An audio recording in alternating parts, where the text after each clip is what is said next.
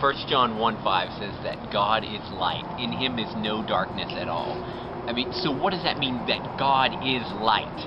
And does that mean like in India where we worship light itself? You know, when I was over in India, I was reading an English translated Indian newspaper about how a remote village in northern India got electricity for the first time, and as soon as that first light bulb came on, they started worshiping it. So is that what the Bible is saying in 1 John 1:5, that we should start worshiping light, that we should worship matches, and we should worship flashlights, and we should worship globe lights and every source of light? No, clearly not. What it's saying is that God has characteristics like light. It's a metaphor to help us understand God, that God has characteristics of light. So that being said, what are some characteristics of light that actually are like God? Well, I think one of the first things that we can think about is light is extremely fast. Nothing is as fast as light.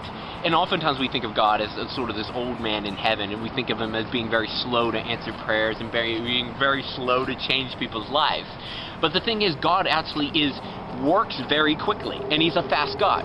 But there's three things that I actually want to look at when it comes to the characteristics of God, even though we could make many comparisons between God and light.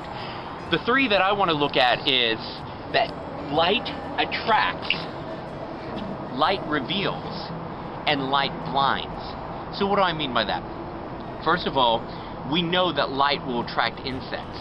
Well, God also will attract people because of his beauty, because of his brilliance.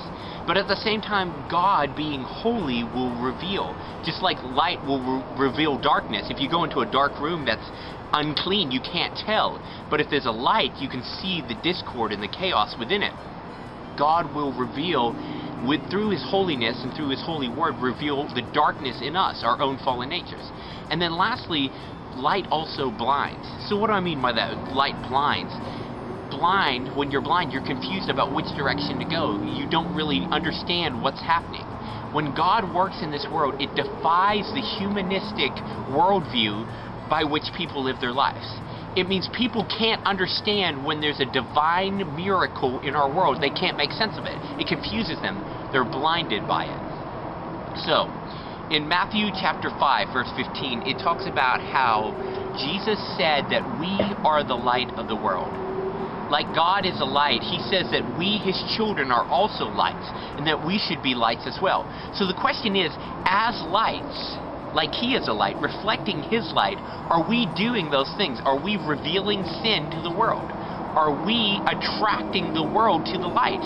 And third of all, are we being empowered by the Holy Spirit so that he does miraculous things through us so that the world cannot explain how they happened?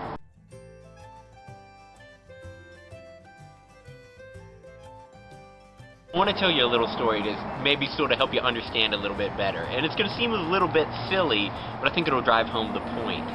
Imagine two lanterns sitting on a shelf, and the one's talking to the other, and he says, I don't know why it is, the master, whenever he takes me out, he always takes me into really dark places, into really dangerous places. He takes me into caves, and into wells, and into grottos. He takes me into places that I don't want to go, and I just refuse to go any longer. So the master comes into the little shed there, and he goes to grab the lantern that's brighter, and the lantern refuses to be used, but the dimmer light is actually willing to be used, and he takes it, and he goes off into dark places, and he goes off into God-forsaken places, and he finds people who are lost and lonely, who have wandered away and have gotten hurt, and they actually rescue people.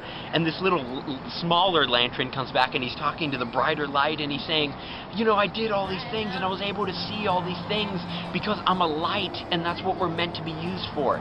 You see, God brings us into dark places because we are the light of the world. Lights are made for dark places. He takes us to dark places because that's where he needs lights.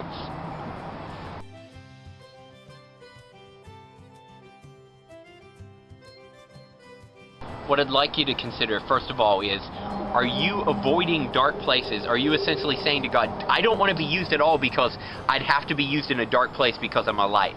That's the first question. And then, number two, I want you to think about which of the three areas that we looked at as characteristics of light are you strong in, and which are you weak in? Are you better at attracting, revealing, or blinding? Which one are you strong at? Which one are you weak? And then finally, I want you to think about an area in your life, a dark place where God has put you as a light and where you spend more time complaining than actually being the light that you're supposed to be there. And then I want you to think about practically how to become rather a light rather than a complainer in that area.